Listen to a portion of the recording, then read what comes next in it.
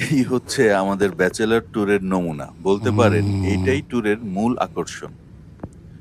সুপ্রিয় দর্শক, আসসালামু আলাইকুম। যারা আমার ব্লগগুলো নিয়মিত দেখে থাকেন তারা অবশ্যই জানেন প্রতি বছরই আমরা কতিপয় বুড়ো ভাম পরিবার-পরিজন ছেড়ে ২-১ দিনের জন্য উধাও হয়ে যাই। সেই ধারাবাহিকতায় এবার আমরা যাচ্ছি আবার সেই রাজশাহীতে। তবে এবার যাচ্ছি ট্রেনে চেপে। আর ট্রেন সেই বহুল আলোচিত বনলতা এক্সপ্রেস।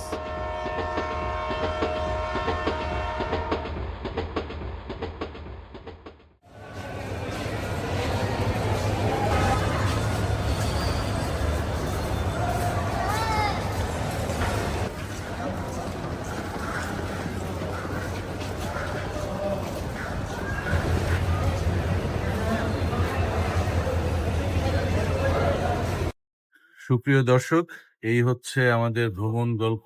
এখান থেকেই শুরু মূলত। রওনা হয়েছি রাজশাহী থেকে ঢাকা।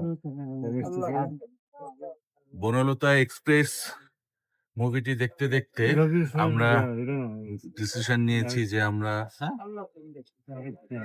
রেল যোগে কোথাও ঘুরতে যাব। প্রথম লাস্টে যেটা হচ্ছে এটা হচ্ছে অ্যান্টিবায়োটিক, অনেক সময় ইনফেক্টেড ওয়ার্ড থাকে না।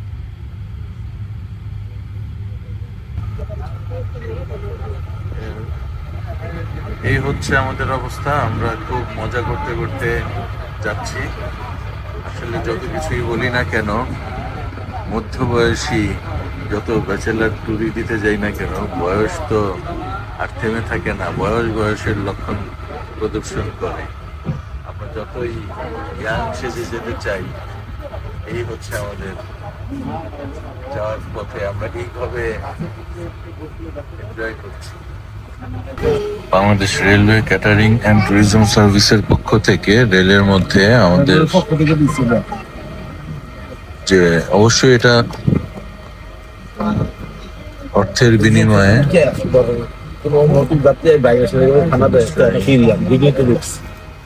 এই যে আমার এই বন্ধু, তাকে আপনারা সবাই জানেন, চেনেন। সে গুগল ম্যাপের লোকাল এজেন্ট। সে আমাদের এই যাত্রাটাকে প্রাণবন্ত করে রাখার জন্য আপনার উল্টা পুল্টা কথা বলে।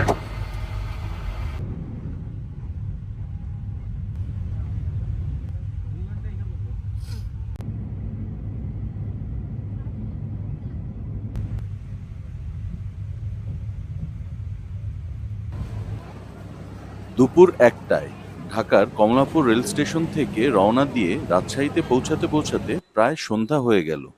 তাই ট্রেন থেকে নেমেই আমরা সরাসরি চলে এলাম আমাদের হোটেলে। এবারকার হোটেল রাজ ইন্টারন্যাশনাল। গতবার বা তার আগে যে কয়েকবার গিয়েছিলাম তখন আমরা ছিলাম হোটেল গ্র্যান্ড রিভার ভিউতে। দুটি হোটেলই প্রায় 4 স্টার মানের আমার কাছে মনে হয়েছে। তবে কর্তৃপক্ষের দাবি এরা পূর্ণাঙ্গ 4 স্টার মানের। হোটেল রয়্যাল রাজের অবস্থান শহরের প্রাণকেন্দ্রে। Hello friends, enjoy everybody. আমরা দীর্ঘদিন পর এসেছি রাজশাহীতে আবার আমাদের সৌদি প্রবাসী বন্ধুকে নিয়ে। আমরা অন্যান্যবার আমরা মূলত গ্র্যান্ড রিভার ভিউতে উঠি, প্রতি বছর একবার আসা হয়। এখানের মুখরোচক বেশ কিছু খাবার আমরা উপভোগ করি, আর পরিবেশটাও ভালো লাগে। এবার আসলাম আমরা রয়্যাল রাজ হোটেল। এটাও একটি 4 স্টার মানের হোটেল। সুইমিং পুলটা অনেক সুন্দর, 12 তলার উপর swimming pool. Hello. Rail station থেকে হোটেলের দূরত্ব খুব বেশি নয়। সারাদিনের জার্নি শেষে বাইরে প্রচন্ড ভ্যাপসা গরম, সবকিছু মিলিয়ে একদম এক্সস্টেড হয়ে গিয়েছিলাম। তাই হোটেলে চেক ইন করে ব্যাগ এন্ড ব্যাগেজ কোনোরকম রেখেই ছুটে গেলাম সুইমিং পুলে। হোটেলের সুইমিং পুলটি আমার কাছে খুব ভালো লেগেছে। একদম রুফটপে, এর পার্শ্ববর্তী আবার স্কাই ভিউ রেস্টুরেন্টও রয়েছে। খোলা আকাশের নিচে সুইমিং পুলটি এক কথায় অসাধারণ লেগেছে। তাই এবারকার সফরে বেশিরভাগ সময়ই আমরা সুইমিং পুলেই কাটিয়েছি। এরপর যথারীতি হোটেলে ফ্রেশ ট্রেশ হয়ে আমরা রাতে ডিনার সারতে এবং পরিচ্ছন্ন শহরটি ঘুরে দেখতে বের হয়েছি। আর আমাদের রাজশাহীতে ভ্রমণ করার প্রধান যে একটি অন্যতম আকর্ষণ থাকে সেটা হচ্ছে আপনার গরম রসগোল্লার সাথে ডালপুরি। এরপর রাজশাহীতে থাকা এক জেল সুপার বন্ধুর সাথে তার কারাগারের অভ্যন্তরে প্রবেশ করলাম। জীবনে প্রথমবারের মতো কারাগারের অভ্যন্তরে প্রবেশ করলাম, অথচ এর পরিবেশটা যেমন ধারণা ছিল ঠিক তার উল্টো। বেশ সুন্দর, গোছানো, ছিমছাম একটি পরিবেশ। কিন্তু পুরোটা ঘুরে দেখতে পারলাম না, হঠাৎ করে প্রচণ্ড ঝড়ের কবলে পড়লাম। কিছুটা কাকভেজা হয়ে অবশেষে পার্শ্ববর্তী একটি রেস্টুরেন্টে খাবার খেয়ে শেষমেশ সেদিনকার মতো হোটেলে ব্যাক করলাম।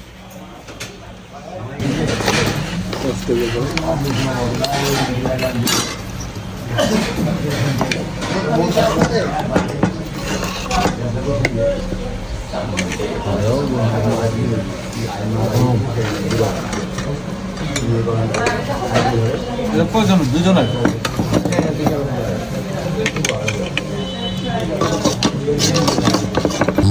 এর পরের দিনটি যথারীতি ওই যে আমাদের ভ্রমণের অন্যতম প্রধান আকর্ষণ, সারা দিন নাক ডেকে ঘুমানো। প্রায় দুপুর পর্যন্ত নাক ডেকে ঘুমিয়ে এরপর যে যার মতো উঠে ফ্রেশ ট্রেশ হয়ে কোনো রকমে লাঞ্চ করতে বের হলাম সেই সিটি হাটের বিখ্যাত হানিফ ভাইয়ের গরুর কালো ভুনা দিয়ে ভাত খাওয়ার উদ্দেশ্যে।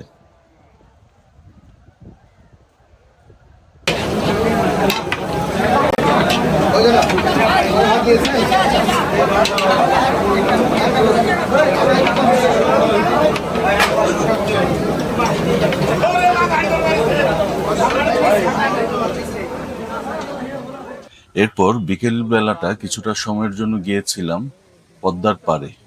এখানে একটি জায়গা আছে টি বাঁধ, সেই জায়গাটিতে বসে থেকে আসলে পদ্মার তীরবর্তী অঞ্চলে প্রচন্ড বাতাস, আসলে খুব ভালো লাগছিল।